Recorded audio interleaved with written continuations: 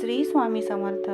श्रोते हो, आजच्या व्हिडिओमध्ये आपण श्री स्वामी समर्थ महाराज यांच्याविषयी काही माहिती थोडक्यात जाणून घेऊयात.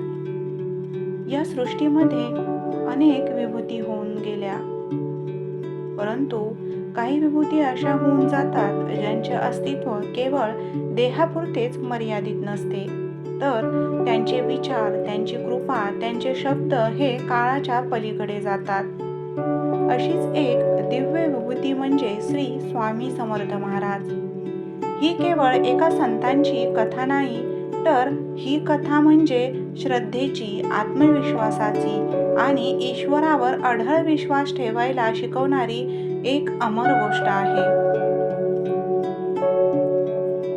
स्वामी समर्थ महाराजांचा जन्म कधी झाला, कुठे झाला याची निश्चित माहिती कुठेही आढळत नाही. कारण स्वामी महाराज म्हणतात की मी जन्म मरणाच्या पलीकडे आहे.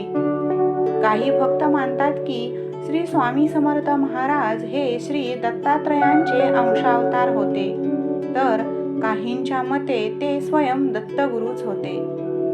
एके दिवशी अक्कलकोट नगरीमध्ये एक तेजस्वी पुरुष प्रकट झाले. अंगावरती मळकट वस्त्र, देहाने अतिशय सामान्य पण डोळ्यामध्ये विलक्षण तेज.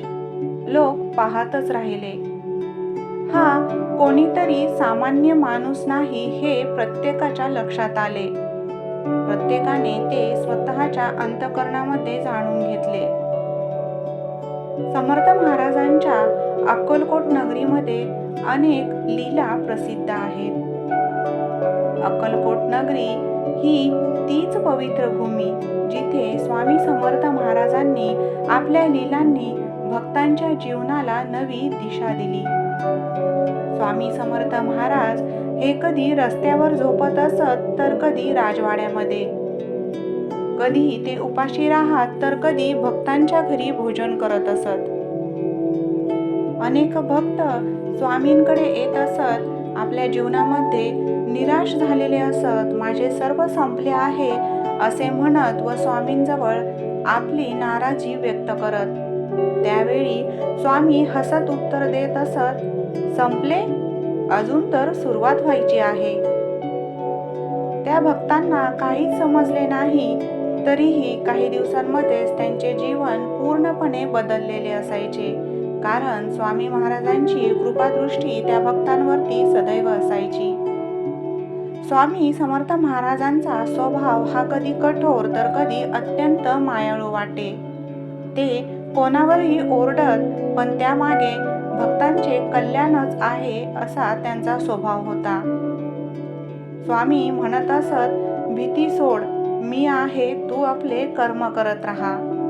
भिवू नकोस, मी तुझ्या पाठीशी आहे असा सतत सल्ला स्वामी समर्थ महाराजांचा असायचा. अनेक लोक स्वामी समर्थ महाराजांच्या चमत्कारांविषयी बोलतात. स्वामी समर्थ म्हणतात की हे चमत्कार नाही, ही माझ्या भक्तांवरील कृपा आहे.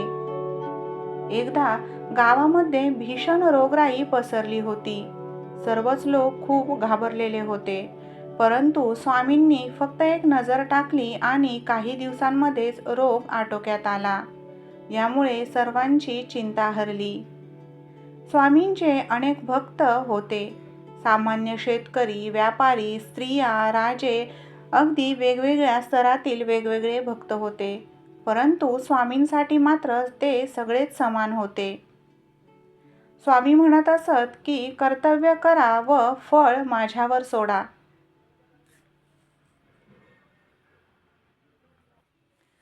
श्री स्वामी समर्थ महाराजांचे जीवन आपल्याला ही गोष्ट शिकवतात की श्रद्धा ठेवा, धीर धरा आणि स्वतःवरती विश्वास ठेवा. कारण जिथे विश्वास असतो तिथेच स्वामी असतात. श्री स्वामी समर्थ महाराजांचा जय जयकार असो. श्री स्वामी समर्थ महाराजांनी 1878 साली देहत्याग केला असे मानले जाते, परंतु ते आपल्या भक्तांसाठी कधीच गेले नाहीत. आजही अक्कलकोटामध्ये भक्त म्हणतात की स्वामी आहेत. स्वामी आम्हाला पाहतात, स्वामी आम्हाला ऐकतात. आमच्या प्रत्येक कृतीमध्ये स्वामी समर्थ महाराज आहेत. स्वामी महाराज हे संकटांमध्ये धावून आले. स्वामींनी मार्ग दाखवला असे अनेक भक्त आपले अनुभव सांगतात. हा आहे स्वामी समर्थ महाराजांचा चिरंतन महिमा. आजच्या युगामध्ये धकाधकीच्या जीवनात जेव्हा माणूस एकटा पडतो तेव्हा स्वामींचे नावच आधार बनते. श्री स्वामी समर्थ हे नाव उच्चारले तरी देखील मनाला शांतता मिळते. श्रद्धेला बळ देणारा, निराशेला संपवणारा आणि जीवनाला दिशा देणारा दिव्य प्रकाश म्हणजेच श्री स्वामी समर्थ होय.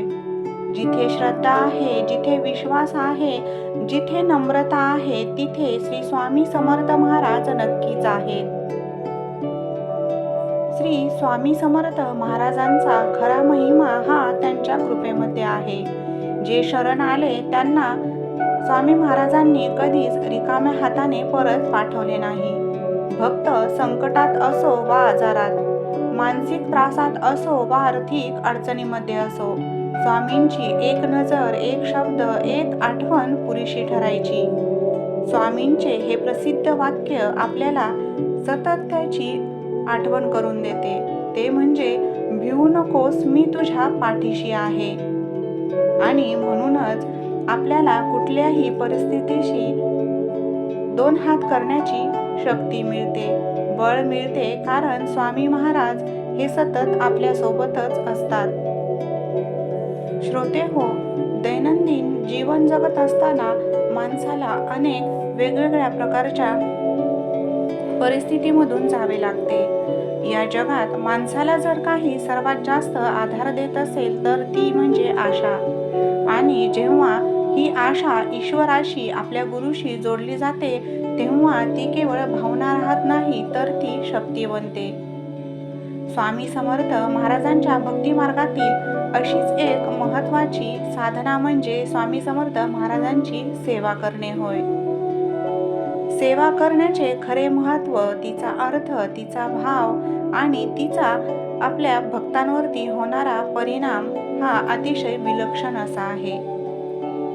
स्वामींवरती पूर्ण विश्वास ठेवून कोणतीही अपेक्षा न करता केलेली अंतःकरणापासूनची सेवा ही अगदी स्वामींच्या मनाशी व भक्ताच्या मनाशी जोडलेले एक नाते आहे. हे भक्ताचे व गुरुचे अतूट असे नाते आहे. श्री स्वामी समर्थ महाराज म्हणतात की मी भावाचा भुकेला आहे. स्वामींना सोनं, चांदी, वैभव नको होते. त्यांना कधीही याची हाव नव्हती. त्यांना हवी होती ती म्हणजे भक्तांची नितळ भावना. म्हणूनच स्वामींच्या भक्तीतील सर्वात सोपी व सर्वात प्रभावी साधना मानली जाते ती म्हणजे स्वामींचे नामस्मरण. स्वामींचे नामस्मरण, त्यांच्या चरणी मन अर्पण करणे आणि संकटातही स्वामींवरती विश्वास ठेवणे, त्याचप्रमाणे अहंकार न ठेवता सेवा करणे, या गोष्टी स्वामींना प्रिय होत्या. आणि म्हणूनच स्वामींवरती सर्व सोपवावे. स्वामी हे योग्य वेळ, योग्य मार्ग आला की याचे फळ नक्की देतात. जीवनामध्ये अनेक संकटे येतात परंतु त्यांना घाबरायचे नाही. स्वामींच्या नावाचा जप हा निरंतर चालू ठेवायचा. त्यांच्या चरणांवरती श्रद्धा ठेवायची आणि त्यांच्या भक्तीची, सेवेची फळे चाखायची. स्वामी महाराजांची भक्ती ही आपल्याला संयम शिकवते. अपेक्षा न ठेवता केलेली भक्ती ही स्वतःला गुरुच्या चरणी अर्पण करते.